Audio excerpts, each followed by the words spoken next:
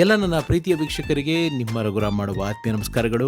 ಮತ್ತೆ ನಿಮ್ಮ ರಘುರಾಮ್ ಬಂದು ಈ ಸಿನಿಮಾ ಸರಸ್ವತಿಯಲ್ಲಿ ಇನ್ನೊಬ್ಬ ಧೀಮಂತ ಕಲಾವಿದೆಯ ಬದುಕಿನ ಕಥೆಯನ್ನು ಹೇಳೋದಕ್ಕೆ ಪ್ರಾರಂಭ ಮಾಡಾಯಿತು.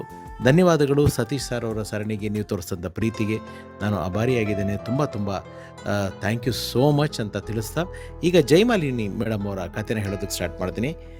ಜಯಮಾಲಿನಿ ಇವರ ಮೂಲ ಹೆಸರು ಅಲಮೇಲು ಮಂಗ ಅಂತ. ಇವರು ಹುಟ್ಟಿದ್ದು 1958ನೇ ಇಸ್ವಿ ಡಿಸೆಂಬರ್ 22ನೇ ತಾರೀಕು. ದೊಡ್ಡ ಕುಟುಂಬ, 8 ಜನ ಮಕ್ಕಳು. ಇವರ ಅಕ್ಕ ಜ್ಯೋತಿ ಲಕ್ಷ್ಮಿಯವರು ಕೂಡ ಒಬ್ಬ ದೊಡ್ಡ ನೃತ್ಯಗಾರ್ತಿ. ಇದನ್ನು ಐಟಮ್ಸ್ ಡ್ಯಾನ್ಸರ್ಸು, ಕ್ಯಾಬ್ರೆ ಡ್ಯಾನ್ಸರ್ಸು ಅಂತೆಲ್ಲ ಹೆಸರುಗಳು ಹೇಳ್ತಾರೆ. ನಾನು ಆ ಪದಗಳನ್ನ ಬಳಸೋದಕ್ಕೆ ಇಷ್ಟ ಅಲ್ಲ. ಇವರು ನೃತ್ಯಗಾತಿ, ಒಂದು ಶೃಂಗಾರದ ನೃತ್ಯಗಾತಿ, ಗ್ಲ್ಯಾಮರ್ ಡ್ಯಾನ್ಸರ್ಸ್ ಅಂತ ಪದನ ಹೇಳೋದಕ್ಕೆ ಇಷ್ಟಪಡ್ತೀನಿ. ಇವರ ತಂದೆ ತಾಯಿಗೆ 8 ಜನ ಮಕ್ಕಳು. ಅದರಲ್ಲಿ ನಮ್ಮ ಜಯಮಾಲಿನಿ ಮೇಡಮ್ ಅವರು ಕಿರಿಯ ಮಗಳು, ಕಡೆಯವರು ಅವರೇನೇ. 7ನೇ ಕ್ಲಾಸು 8ನೇ ಕ್ಲಾಸು ಓದಿದಾರಷ್ಟೇ. ಅವ್ರಿಗೆ ಡಾಕ್ಟರ್ ಆಗಬೇಕು ಅನ್ನೋ ತುಂಬ ಆಸೆ ಇತ್ತಂತೆ ಜಯಮಾಲಿನಿ ಮೇಡಮ್ಗೆ. ಆದರೆ ಮನೆ ಪರಿಸ್ಥಿತಿಗಳು, ಅನಿವಾರ್ಯತೆ ಅವ್ರಿಗೆ ಎಜುಕೇಷನ್ ಕಡೆ ಕಾನ್ಸಂಟ್ರೇಟ್ ಮಾಡೋಕ್ಕಾಗಿಲ್ಲ. ಚೈಲ್ಡ್ಹುಡ್ಡಿಂದನೂ ಜಯಮಾಲಿನಿ ಮೇಡಮ್ ಅವರು ಭರತನಾಟ್ಯಂ ಕಲಿತಾ ಇದ್ದಾರಂತೆ. ಅಂದರೆ ಇವರ ಅತ್ತೆ ಧನಲಕ್ಷ್ಮಿ ಅಂತ, ಅವರು ಜ್ಯೋತಿಲಕ್ಷ್ಮಿ ಮೇಡಮ್ ಅವ್ರನ್ನ ಅಡಾಪ್ಟ್ ಮಾಡ್ಕೊಂಡಿದ್ರು, ಅವ್ರ ಮಕ್ಕಳಿಲ್ಲ ಅಂತ. ಜ್ಯೋತಿಲಕ್ಷ್ಮಿಯವರು ಯಾವ ಗುರುಗಳ ಹತ್ರ ಡ್ಯಾನ್ಸ್ ಕಲಿತಾ ಇದ್ರು, ಅದೇ ಗುರುಗಳ ಹತ್ರ ಜಯಮಾಲಿನಿ ಮೇಡಮ್ ಅವರು ಭರತನಾಟ್ಯ ಕಲಿಯೋದಕ್ಕೆ ತಯಾರು ಮಾಡ್ತಾರೆ. ನೋಡಿ ಹೆಂಗೆ ಅಂದರೆ, ಅರಂಗೇಟ್ರಮು ಭರತನಾಟ್ಯಕ್ಕೆ ಜಯಮಾಲಿನಿ ಮೇಡಮ್ ಅವರಾದಾಗ ಚೀಫ್ ಗೆಸ್ಟಾಗಿ ಬಂದಿದ್ದು MGR ಸರು. ಆಮೇಲೆ ಸಾಕಷ್ಟು MGR ಸರ್ನ ಭೇಟಿ ಮಾಡಿದ್ದಾರೆ. ಆದರೆ MGR ಸರ್ ಚಿತ್ರಗಳಲ್ಲಿ ಜಯಮಾಲಿನಿ ಮೇಡಮ್ ಅವರು ಅಭಿನಯಿಸೋದಕ್ಕಾಗಲಿಲ್ಲ.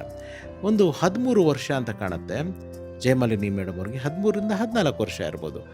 ಆ ಸಂದರ್ಭದಲ್ಲಿ ವಿಠಲಾಚಾರ್ಯ ಅನ್ನೋ ನಿರ್ದೇಶಕರು ಒಂದು ಸಿನಿಮಾ ಸ್ಟಾರ್ಟ್ ಮಾಡೋದಕ್ಕೆ ಬರ್ತಾರೆ. ಆ ಸಿನಿಮಾಗೆ ನಮ್ಮ ಜಯಮಾಲಿನಿ ಮೇಡಮ್ ಅವ್ರಿಗೆ ಒಂದು ಹಾಡಿನ ಪಾತ್ರ, ಒಂದು ಡ್ಯಾನ್ಸ್ ಪಾತ್ರಕ್ಕೆ ಕೇಳ್ತಾರೆ. ಆ ಸಿನಿಮಾನೇ ಆಡದಾನಿ ಅದೃಷ್ಟಂ.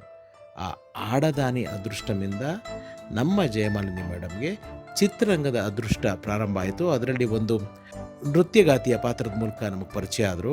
ಅಲಮೇಲು ಮಂಗ ಅಂತ ಇದ್ದವ್ರ ಹೆಸರು ನಿರ್ದೇಶಕರಾದ ವಿಠಲಾಚಾರ್ಯ ಅವರು ಜಯಮಾಲಿನಿ ಅಂತ ಮಾಡಿದ್ರು. ಏನಕ್ಕೆ ಅಂದರೆ ಅಲಮೇಲು ಮಂಗ ಅನ್ನೋ ಹೆಸರು ಸಿನಿಮಾಗೆ ಅಷ್ಟು ಸೂಟ್ ಆಗಲ್ಲ. ಜಯಗಳ ಮಾಲೆ ನಿನಗೆ ಸಿಗಲಿ, ಅವಾಗೆಲ್ಲ ಈ ಹೇಮಮಾಲಿನಿ ಮೇಡಮ್ ಅವ್ರದ್ದು ಒಂದು ದೊಡ್ಡ ಟ್ರೆಂಡ್ ಇತ್ತಲ್ವ, ಹೇಮಮಾಲಿನಿ ಅವ್ರ ಹೆಸರು. ಅದೇ ಥರ ಜಯಮಾಲಿನಿ ಅಂತ ಮಾಡಿ, ಜಯಗಳ ಮಾಲೆ ನಿನಗೆ ಯಾವಾಗಲೂ ಚಿತ್ರರಂಗದಲ್ಲಿ ಸಿಗಲಿ ಅಂತ ಮನಸ್ಫೂರ್ತಿಯಾಗಿ ಆಶೀರ್ವಾದ ಮಾಡಿ ಜಯಮಾಲಿನಿಯವ್ರನ್ನ ಆ ಸಿನಿಮಾದಲ್ಲಿ ಇಂಟ್ರೊಡ್ಯೂಸ್ ಮಾಡಿದ್ರು. ಜ್ಯೋತಿ ಲಕ್ಷ್ಮಿಯವ್ರ ಮನೆಗೆ ಇನ್ನೊಬ್ಬ ನಮ್ಮ ದಕ್ಷಿಣ ಭಾರತದ ಶ್ರೇಷ್ಠ ನಿರ್ದೇಶಕ KSR ದಾಸ್ ಅವರು ಬಂದು ಹೋಗಿ ಮಾಡ್ತಿದ್ದಾರಂತ. ಆವಾಗ ಜಯಮಾಲಿನಿ ಮೇಡಮ್ ಅವ್ರನ್ನ ನೋಡಿ, ತುಂಬ ಒಳ್ಳೆ ಫ್ಯೂಚರ್ ಇದೆ, ನಟಿ ಆಗ್ತೀಯ, ಮುಂದೆ ಯಾವಾಗಾರೋ ತುಂಬ ದೊಡ್ಡ ಮಟ್ಟದಲ್ಲಿ ಬೆಳಿತೀಯ ಅಂತ ಭವಿಷ್ಯ ನೋಡ್ತಿದ್ದಂತ ನೋಡಿ ಸಾಕಷ್ಟು KSR ದಾಸ್ ಅವರ ಸಿನಿಮಾಗಳಲ್ಲಿ ನಮ್ಮ ಜಯಮಾಲಿನಿ ಮೇಡಮ್ ಅವರು ನಟಿಸಿದ್ದಂಥ ಸಾಕಷ್ಟು ಉದಾಹರಣೆಗಳಿದೆ. ಸುಮಾರು ಇಲ್ಲಿವರೆಗೂ ಒಂದು 500 ಸಿನಿಮಾಗಳವರೆಗೂ ಆ್ಯಕ್ಟ್ ಮಾಡಿದ್ದಾರೆ. ಅವರು ಭಾಳ ಬೇಗ ದುಡಿಯೋದಕ್ಕೆ ಸ್ಟಾರ್ಟ್ ಮಾಡಿದ್ರು. ಅಷ್ಟು ಬೇಗ ಅವರ ದುಡಿಯುವಂಥ ಅನಿವಾರ್ಯತೆ ಹಾಗೂ ಅವಶ್ಯಕತೆ ಅವ್ರ ಮನೆಗೆ ಬಂತು. ಯಾಕೆಂತಂದರೆ ಒಂದು ಕಡೆ ಜ್ಯೋತಿಲಕ್ಷ್ಮಿಯವರು ಒಬ್ಬ ನೃತ್ಯಗಾತಿಯಾಗಿ ದುಡಿತಾ ಇದ್ರು, ಈ ಕಡೆ ಇನ್ನೊಂದು ಕಡೆ ಅವರ ತಂದೆ ಜಯಮಾಲಿನಿ ಮೇಡಮ್ ಅವರ ತಂದೆ ಸಿನಿಮಾ ನಿರ್ಮಾಣಕ್ಕೆ ಕೈ ಹಾಕ್ತಾರೆ.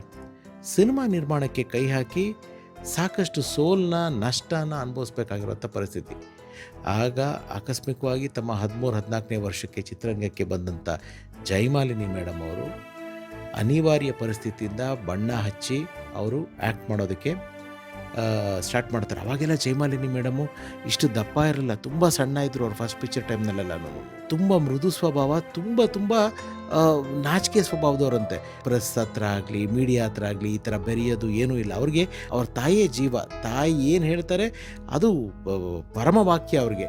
ನಾನು ಆಗಲೇ ತಿಳಿಸ್ದಾಗೆ ತೆಲುಗು ಸಿನಿಮಾ ಆಡದಾನಿ ಅದೃಷ್ಟಂಗೆ ಅವಕಾಶ ಬಂದಾಗ ಅವ್ರ ತಾಯಿ ಬೇಡ, ಇನ್ನೂ ಚಿಕ್ಕ ಹುಡುಗಿ, 13 ವರ್ಷ ಅಷ್ಟೇ, ಬೇಡ ಅಂತ ಹೇಳಿದ್ರಾಗ, ಇಲ್ಲ ವಿಠಲಾಚಾರ್ಯ ಅವರು, ಇಲ್ಲ ನೀವು ಮಾಡಿಸಿ, ನಿಮ್ಮ ದೊಡ್ಡ ಮಗಳು ಡ್ಯಾನ್ಸರು, ಇವ್ರಿಗೂ ಕೂಡ ಒಂದು ಒಳ್ಳೆ ಭವಿಷ್ಯ ಇದೆ ಅಂತ ಹೇಳಿ ಅವ್ರ ತಾಯಿ ಒಪ್ಕೊಂಡು ಮಾಡಿಸಿದಂತೆ ಪ್ರತಿಯೊಂದೂ ಎಲ್ಲವೂ ಅವ್ರ ತಾಯಿಯೇ ನೋಡ್ಕೋತಾ ಇದ್ದಿದ್ದು ಜಯಮಾಲಿನಿ ಮೇಡಮ್ ಅವ್ರ ತಾಯಿ. ಅವ್ರಿಗೆ ಈ ಒಂಥರ ಈ ಗ್ಲ್ಯಾಮರಸ್ ಡ್ರೆಸ್ಗಳನ್ನ ಹಾಕ್ಕೊಂಡು, ಅಂದರೆ ಶಾರ್ಟ್ ಅಟೈರ್ಗಳನ್ನ ಹಾಕ್ಕೊಂಡು ಹೋಗಿ ಜನಗಳ ಮುಂದೆ ಮಾಡೋದು, ಇದೆಲ್ಲ ಡ್ಯಾನ್ಸ್ ಮಾಡೋದೆಲ್ಲ ತುಂಬ ಒಂಥರ ನಾಚಿಕೆ ಸ್ವಭಾವದವ್ರು ಅಂಥವ್ರು.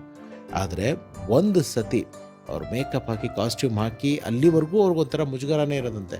ಕ್ಯಾಮ್ರಾ ಮುಂದೆ ನಿಂತು ಮಾಸ್ಟ್ರು ಬಂದ್ಬಿಟ್ಟು ರೆಡಿ ಆ್ಯಕ್ಷನ್ ಅಂತ ಹೇಳಿದಾಗ ಜಯಮಾಲಿನಿ ಅವ್ರಿಗೆ ಯಾವ ಥರನೂ ಮುಜುಗರ ಇರ್ತಿರಲಿಲ್ಲ.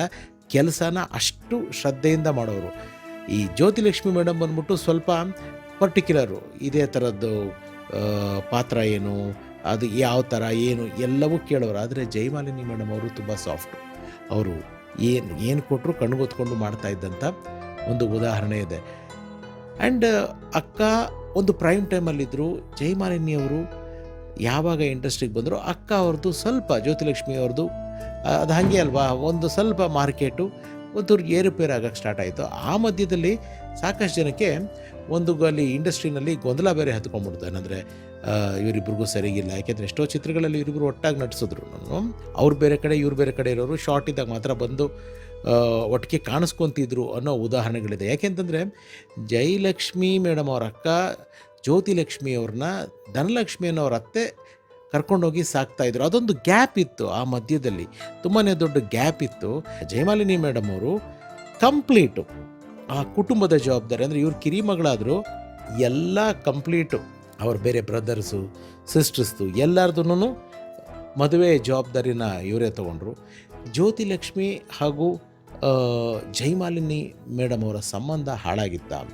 ಅವರಿಬ್ಬರು ಅಕ್ಕ ತಂಗಿರು ಒಬ್ರಿಗೊಬ್ರು ಮಾತಾಡ್ಕೋತಿರ್ಲಿಲ್ಲ, ಅವರು ಜಗಳ ಆಡ್ಕೊಂಬಿಟ್ಟಿದ್ರು. ಈ ರೀತಿ ಸಾಕಷ್ಟು ಸುದ್ದಿಗಳು ಹರಿದಾಡ್ತು. ಆದರೆ ನಿಜವಾದ ಕಥೆ ಏನು? ಜಯಮಾಲಿನಿ ಮೇಡಮ್ ಅವರು ಜ್ಯೋತಿಲಕ್ಷ್ಮಿ ಮೇಡಮ್ ಅವರು ಹೇಗಿದ್ದರು? ಜ್ಯೋತಿಲಕ್ಷ್ಮಿ ಮೇಡಮ್ ಅವರು ಅವ್ರಿಗೆ ಒಂದು ಸಮಸ್ಯೆ ಆಗಿದೆ ಅಂತ ಗೊತ್ತಾದ 20 ದಿನಗಳಲ್ಲಿ ಕಾಲವಾಗುವಂಥ ಒಂದು ಸಂದರ್ಭ ಬರುತ್ತೆ. ಅವರ ಕಡೆಗಳಿಗೆ ಹೇಗಿತ್ತು? ಇದೆಲ್ಲವೂ ನಾನು ಮುಂದಿನ ಸಂಚಿಕೆಯಲ್ಲಿ ಹೇಳ್ತಾ ಹೋಗ್ತೀನಿ. ಇದ್ರ ಜೊತೆಗೆ ಬಾಲಣ್ಣ ಅಂದರೆ ತೆಲುಗಿನ ಬಾಲಯ್ಯ ಅವ್ರಿಗೂ ಕೂಡ ಮೊದಲನೇ ಹೀರೋಯಿನ್ನು ನಮ್ಮ ಜಯಮಾಲಿನಿ ಮೇಡಮ್ ಅವರು. ಈ ವಿಚಾರಗಳು ಇನ್ನಷ್ಟು ಸ್ವಾರಸ್ಯಕರ ಘಟನೆಗಳನ್ನ ನಾನು ನಾಳಿನ ಸಂಚಿಕೆಯಲ್ಲಿ ಹೇಳ್ತಾ ಹೋಗ್ತೀನಿ. ಇದು ಸಿನಿಮಾ ಸರಸ್ವತಿ ಬೆಳ್ಳಿ ಪರದೆಯ ಸತ್ಯ ಘಟನೆಗಳ ಪ್ರಸ್ತುತಿ. ಎಲ್ರಿಗೂ ಒಳ್ಳೆಯದಾಗಲಿ. ಸರ್ವೇ ಜನ ಸುಖಿನೋ ಭವಂತು. ನಾನು ನಿಮ್ಮ ರಘುರಾಮ್. Love you all. ನಮಸ್ಕಾರ.